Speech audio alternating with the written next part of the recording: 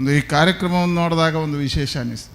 ಯಾಕೆ ವಿಶೇಷ ಹೇಳಿದರೆ, ಅಧಿಕಾರದಲ್ಲಿದ್ದಾಗ ಎಲ್ಲರೂ ಕರೆದು ಸನ್ಮಾನ ಮಾಡ್ತಾರೆ. ಅಧಿಕಾರ ಹೋದ ಮೇಲೆ ಯಾರಾದರೂ ಸನ್ಮಾನ ಮಾಡಿದರೆ ಅದು ಟೀಮ್ ಯುವ ಬ್ರಿಗೇಡ್ ನೀರಾ ಬೈಂದರ್. ರಾಜಕಾರಣಿಗಳ ಹತ್ರ ಜನ ಯಾವಾಗ ಇಡ್ತಾರೆ ಕೇಳಿದ್ರೆ ಅಧಿಕಾರ ಇರುವವರಿಗೆ ಮಾತ್ರ.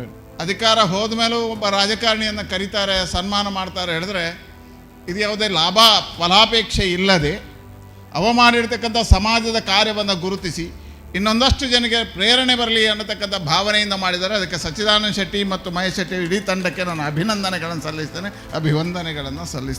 ಹಾಗಾಗಿ ಮಾಜಿಗಳಿಗೆ ಸನ್ಮಾನ ಅದೊಂದು ವಿಶಿಷ್ಟವಾಗಿರ್ತಕ್ಕಂಥ ಸನ್ಮಾನ. ಇಲ್ಲಿ ಕೂತವರು ಯೋಚನೆ ಮಾಡಬಹುದು, ಇವ್ರಿಗೆ ಯಾಕೆ ಸನ್ಮಾನ, ಇವತ್ತು ಅಧಿಕಾರ ಕಳ್ಕೊಂಡಿದ್ದಾರೆ, ಏನೂ ಇಲ್ಲ, ಇವರನ್ನು ಕರೆದಿದ್ದಾರೆ ಅಂದರೆ ಪ್ರೀತಿ ಎಲ್ಲಿರ್ತದೆ ಕೇಳಿದ್ರೆ ಈ ಭಾವನೆಯಲ್ಲಿ ಪ್ರೀತಿ ಇರ್ತದೆ. ನಮ್ಮ ಗುರಿ ಒಂದೇ ಇರ್ತಕ್ಕಂಥದ್ದು, ಪರಮ ವೈಭವ ನೇತು ಮೇತತ್ಸು ರಾಷ್ಟ್ರ, ಪರಮ ವೈಭವ ಸ್ಥಿತಿಗೆ ಭಾರತವನ್ನು ಕೊಂಡೊಯ್ಯತಕ್ಕಂಥ ಸಂಕಲ್ಪ